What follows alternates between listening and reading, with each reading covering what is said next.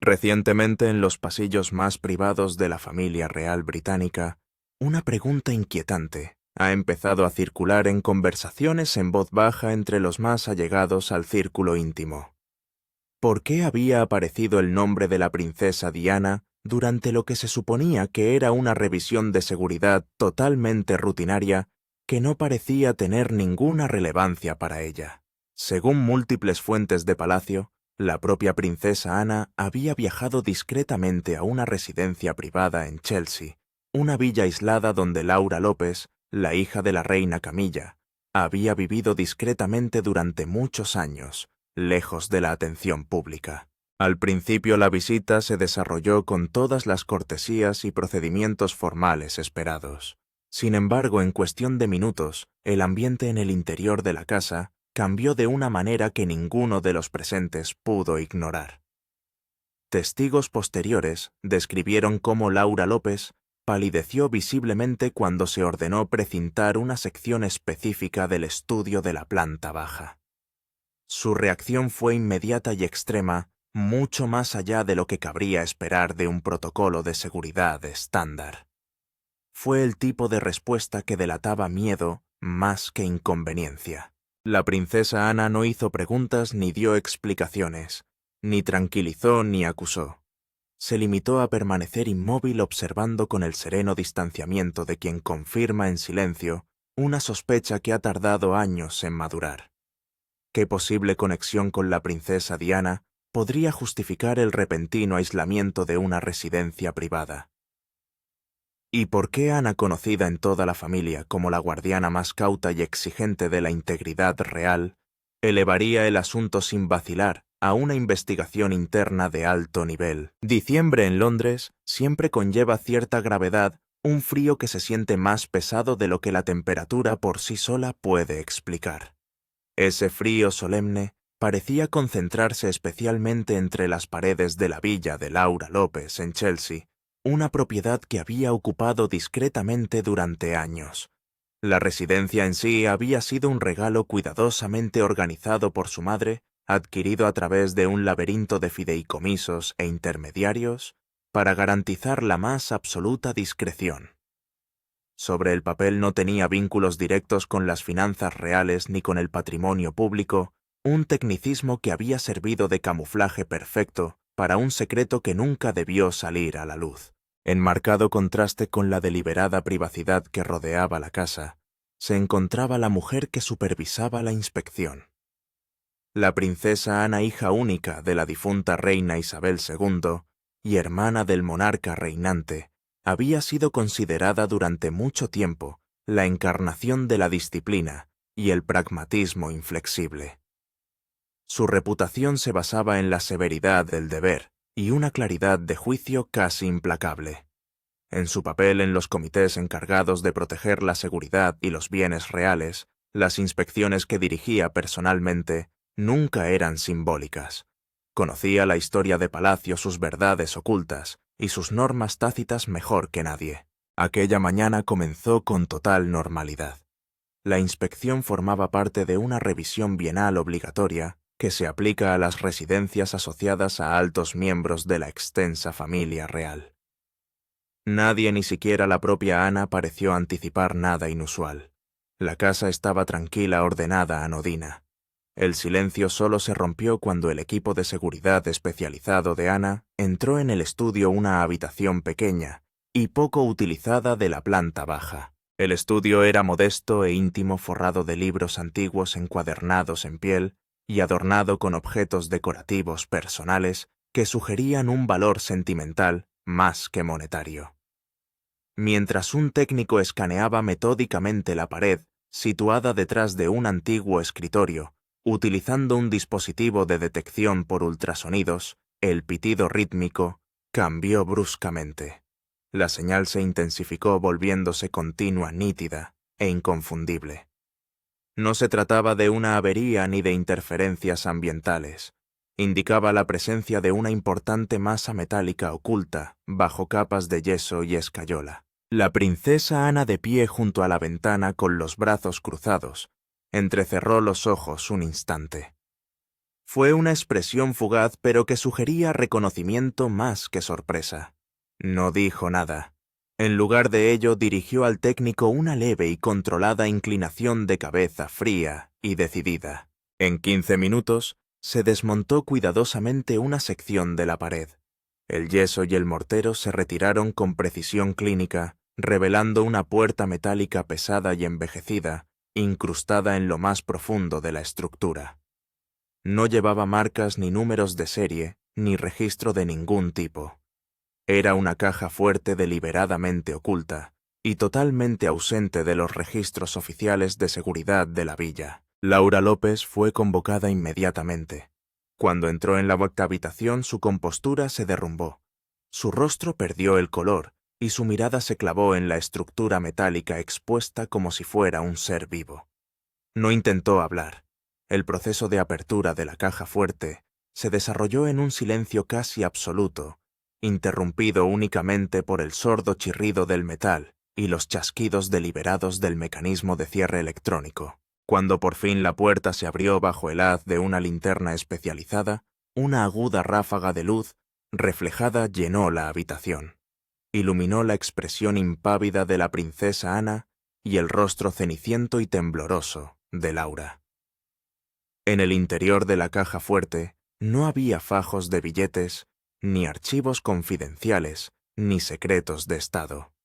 En cambio, descansaban cuidadosamente en su interior piezas de joyería que habían desaparecido de los registros reales durante 28 años, desde la muerte de la princesa Diana en 1997. Durante décadas habían persistido los rumores sobre su paradero, pero la documentación oficial siempre los había catalogado como transferidos a familiares o simplemente marcados como de paradero desconocido.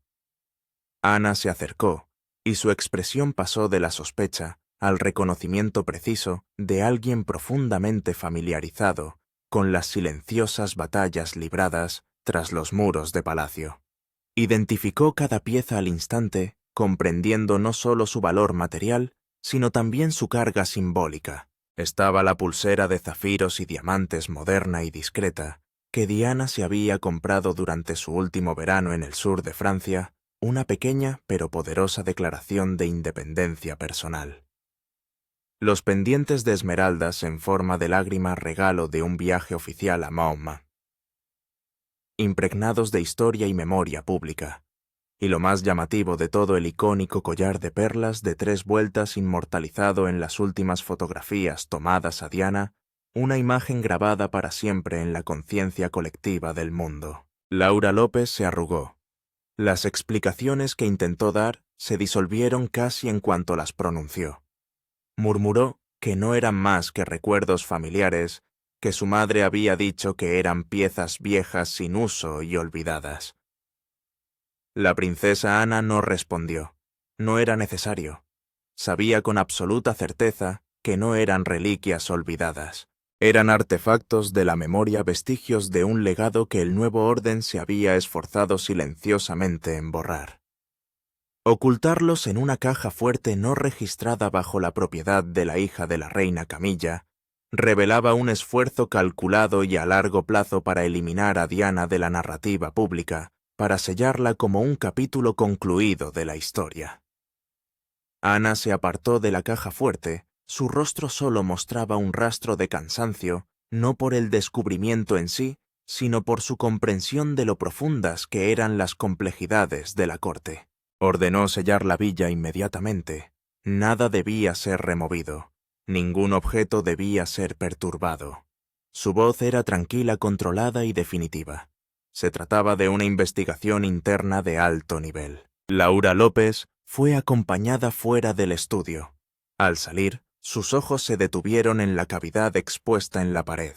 Ya no era un simple escondite para una caja fuerte, sino la herida física dejada por un secreto de 28 años, una verdad que la reina Camilla había trabajado incansablemente para enterrar ahora, arrastrada a la implacable luz de diciembre. La investigación de la princesa Ana no se desarrolló bajo lámparas de araña ni en salones ceremoniales. Continuó en una oficina de seguridad aislada un espacio de hormigón austero donde el propio silencio parecía diseñado para proteger verdades peligrosas. Inmediatamente después de precintar la villa, Ana movilizó a sus equipos jurídico y de seguridad para rastrear los orígenes de la caja fuerte.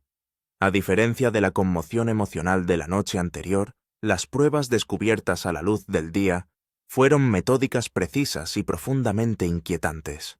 Los primeros hallazgos revelaron un hecho crítico. La caja fuerte no pertenecía al patrimonio real ni a ninguna institución pública. Sus registros de transporte e instalación rastreados, a través de un discreto contratista de seguridad privada, en las afueras de Londres, conducían directamente a un pago realizado años antes desde una cuenta personal estrechamente vinculada a la propia reina Camilla. Lo había organizado discretamente, aprovechando las exenciones y la confianza familiar para transferir los objetos sin que quedaran registrados oficialmente en ningún libro de contabilidad público. No se trataba de un mero descuido administrativo, sino de un acuerdo deliberado para borrar todo rastro legal.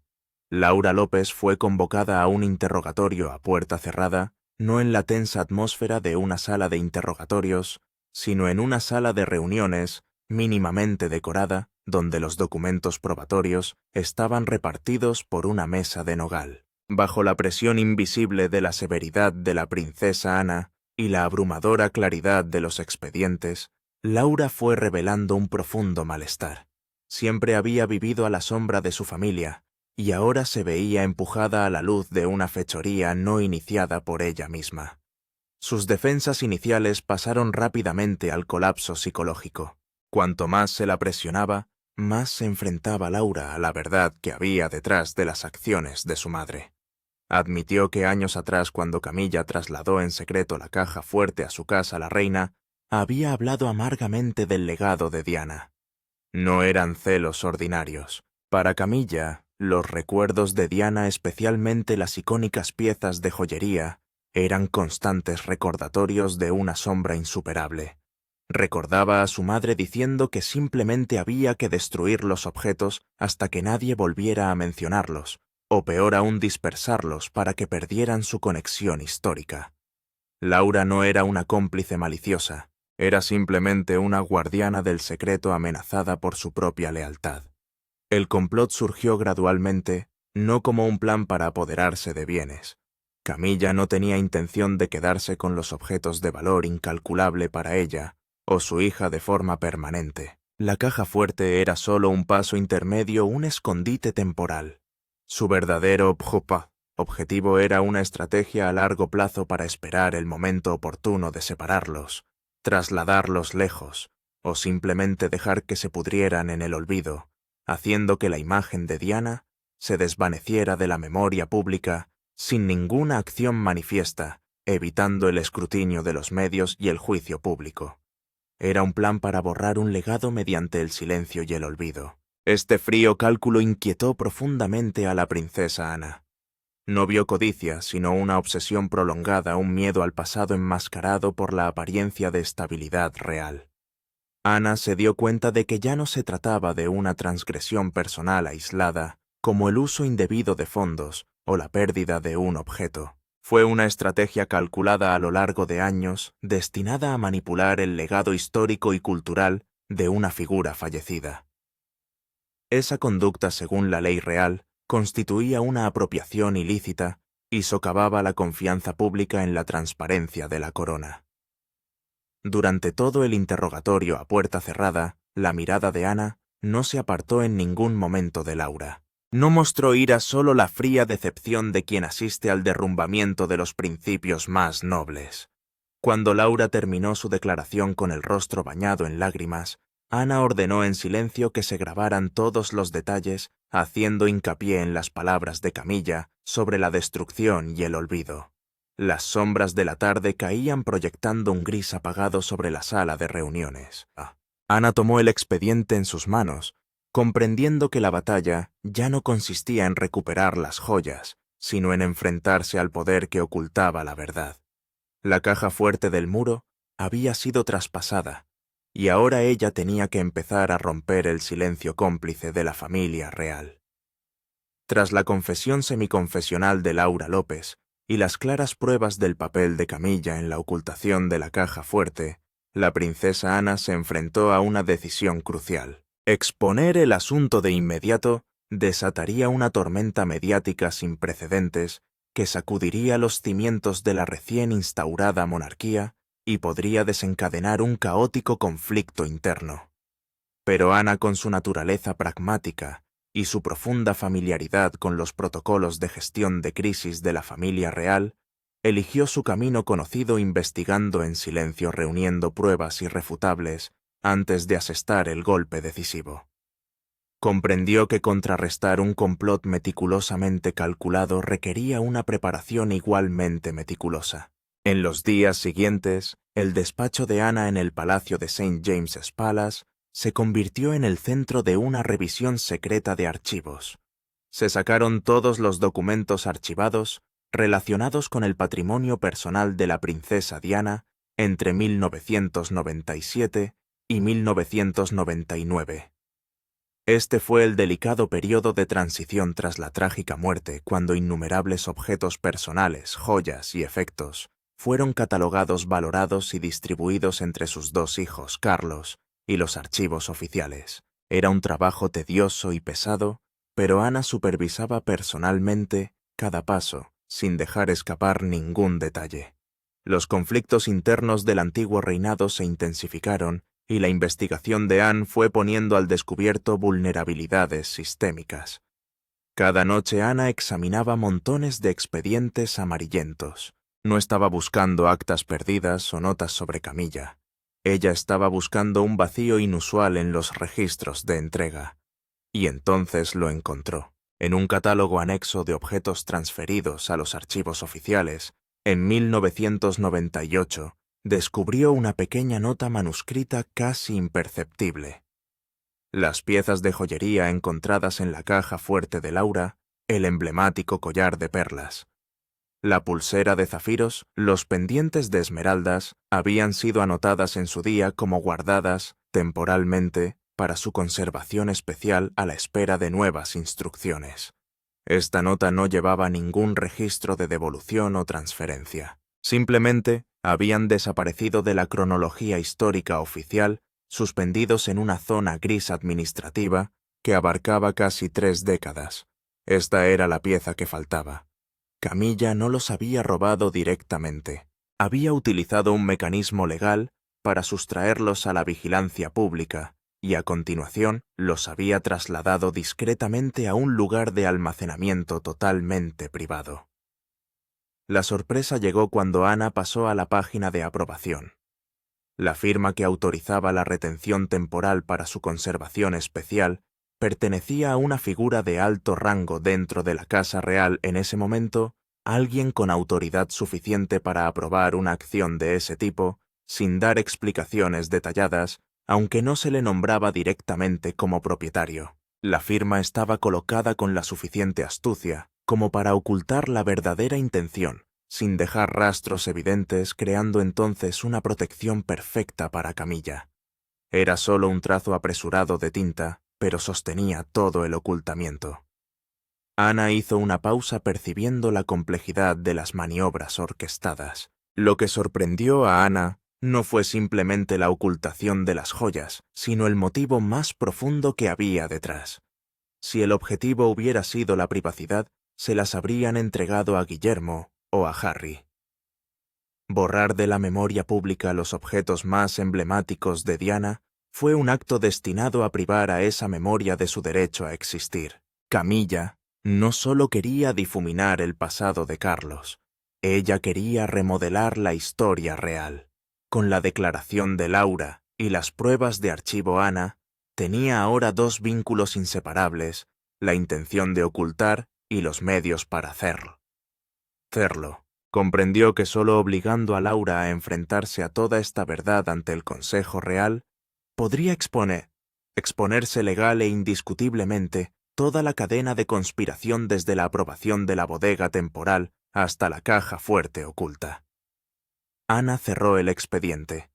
El silencio de la habitación solo se vio interrumpido por el lento tic-tac del reloj de péndulo. Había completado su trabajo silencioso, sin necesidad de filtraciones a la prensa, sin necesidad de declaraciones ruidosas.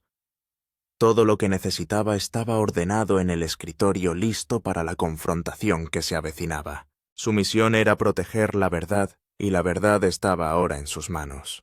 La presión de la investigación de Ana no era una mera amenaza legal, era el derrumbamiento gradual de la barrera psicológica que Laura López había construido a su alrededor durante años. Había vivido en una segura zona gris, guardando en silencio los secretos de su madre.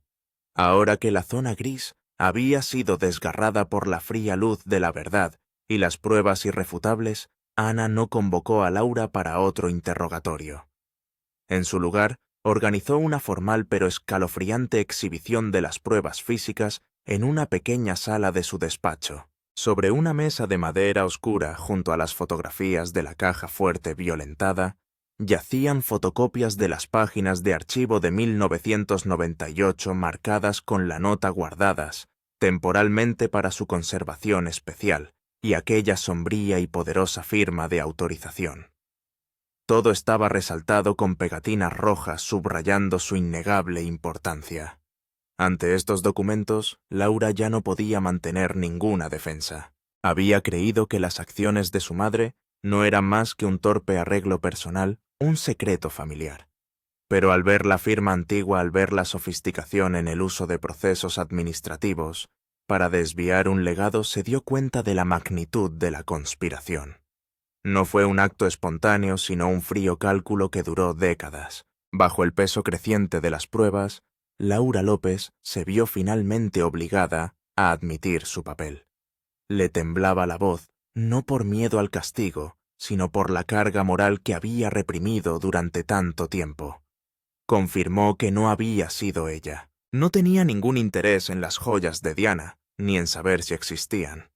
Ella era simplemente la que estaba en medio, la que había aceptado guardar la caja fuerte a petición absoluta de su madre, movida por la lealtad y la devoción ciega a la familia. La confesión se convirtió rápidamente en un profundo conflicto psicológico. Laura empezó a revelar una verdad más oscura sobre su madre. Habló de la persistente obsesión que Camilla albergó hacia Diana a lo largo de los años. Para Camilla, Diana no era solo el pasado de Carlos, sino una sombra inmortal y radiante que nunca podría superar. Laura describió momentos en los que los viejos celos de su madre se convirtieron en un deseo de borrar todo rastro de la princesa de Gales.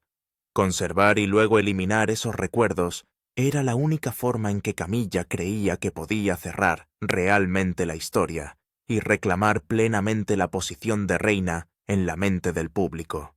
Era una posesión de la memoria. La princesa Ana permaneció sentada en silencio, escuchando todo el relato con rostro impasible. No interrumpió, solo de vez en cuando hacía señas a su secretaria para que tomara nota de cada detalle.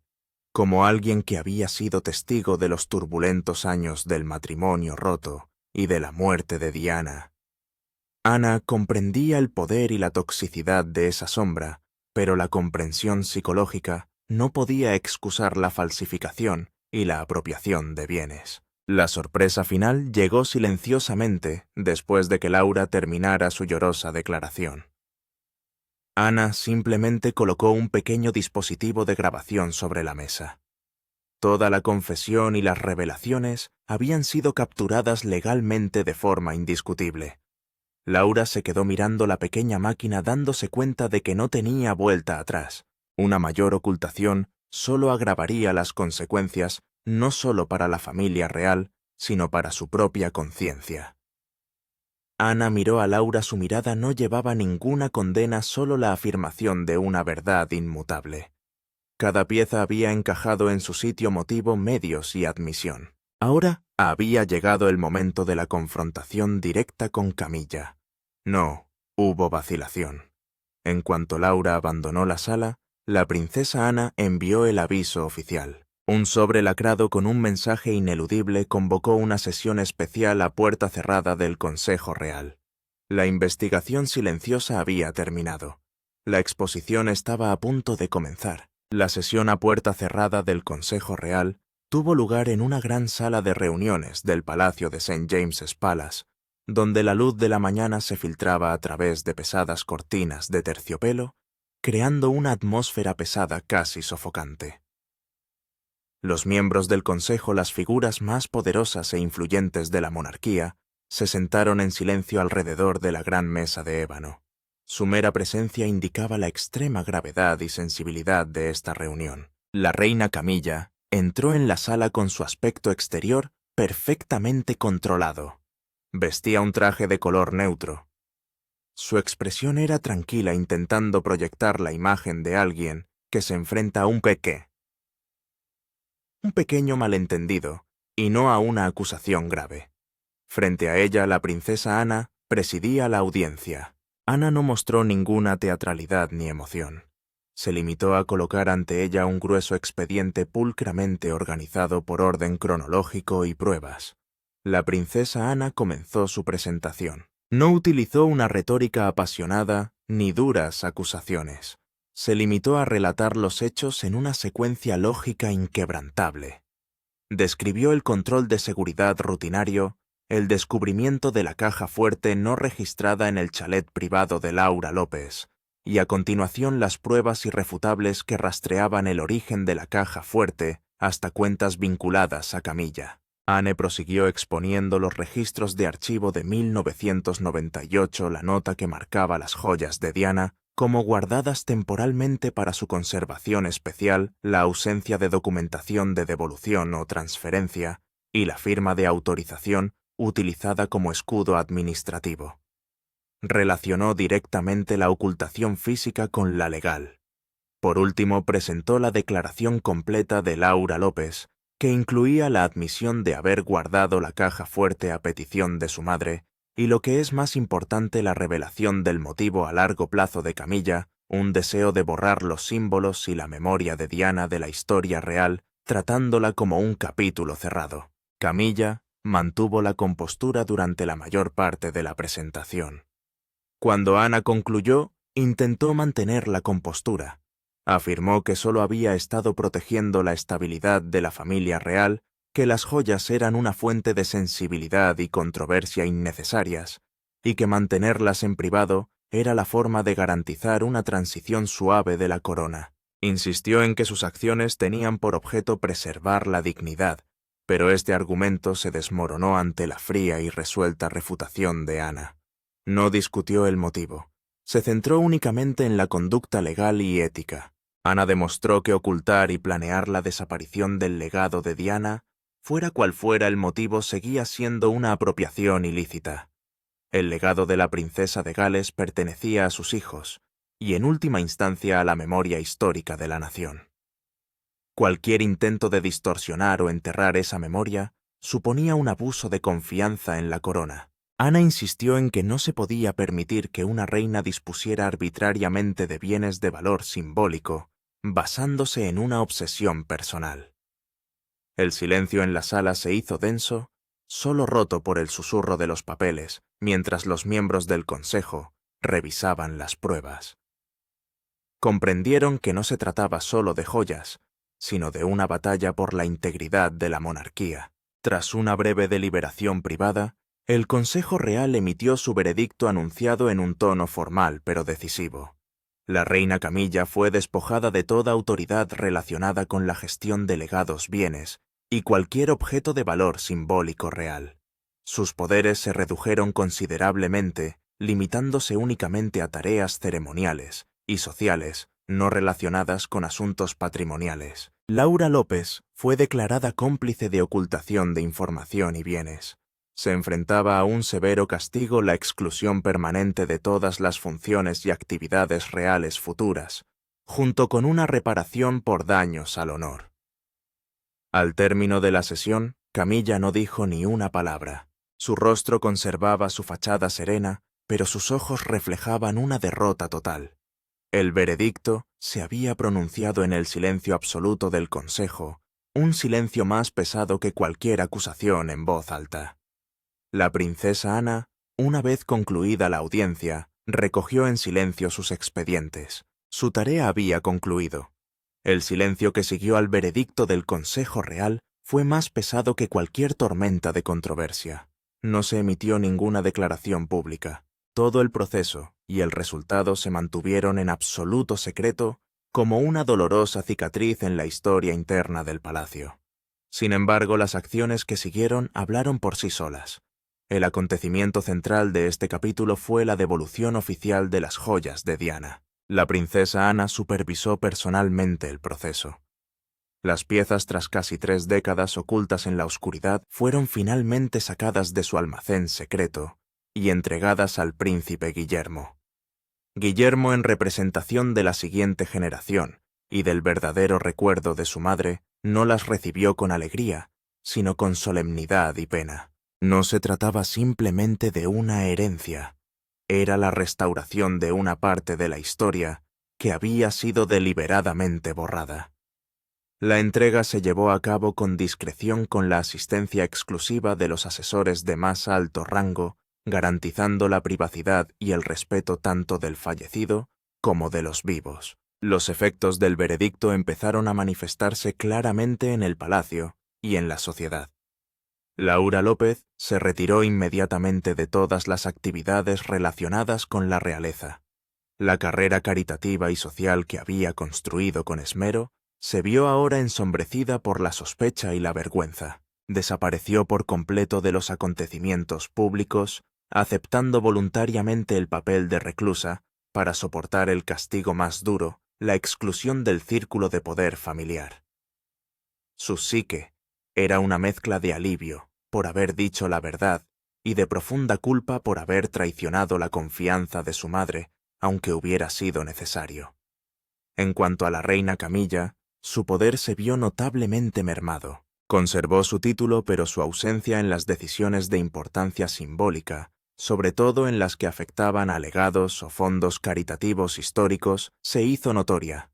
Sus asesores de siempre fueron sustituidos por figuras más neutrales y cualquier documento potencialmente relacionado con bienes públicos era examinado por el Consejo, que ya no estaba sujeto a su entera discreción.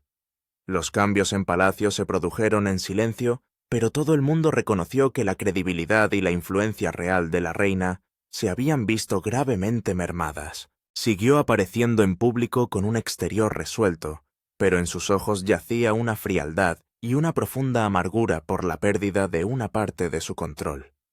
Y la princesa Ana no buscó elogios, no hizo apariciones públicas para relatar o comentar. Se limitó a cerrar el expediente que llevaba el nombre de Diana. Su implicación en este asunto fue un testimonio de su papel no oficial pero vital en la familia real, guardiana de los principios y la verdad. Había cumplido su misión en silencio, asegurándose de que lo que pertenecía a Diana no volviera a ser distorsionado o enterrado por cálculos personales. Para Ana no se trataba de una victoria personal, sino del restablecimiento del orden y la integridad de la institución. En los archivos reales, bajo la más estricta preservación, las joyas de Diana volvieron a ocupar el lugar que les correspondía. Dejaron de ser objetos ocultos o recuerdos personales, y se conservaron como parte inseparable de la historia, un puente tangible entre un pasado doloroso y un futuro restaurado. Una suave luz caía sobre los relucientes zafiros y diamantes. Ya no eran símbolos de discordia, sino la encarnación silenciosa y radiante de un legado protegido con éxito. La princesa Ana, tras confirmar que todos los trámites finales habían concluido, abandonó en silencio la sala del archivo. Su misión estaba cumplida. Después de leer la historia, en tu opinión, ¿qué motivo profundo de la reina Camilla, su obsesión o su miedo por la estabilidad de la familia real, dominó su acción de ocultar el legado de la princesa Diana? ¿Y qué te parece el castigo final que recibió? Comparte tus opiniones con nosotros en la sección de comentarios. Recuerda darle a me gusta, compartir y suscribirte para recibir más. Además, haz clic en el siguiente vídeo que aparece en tu pantalla. Le gustará.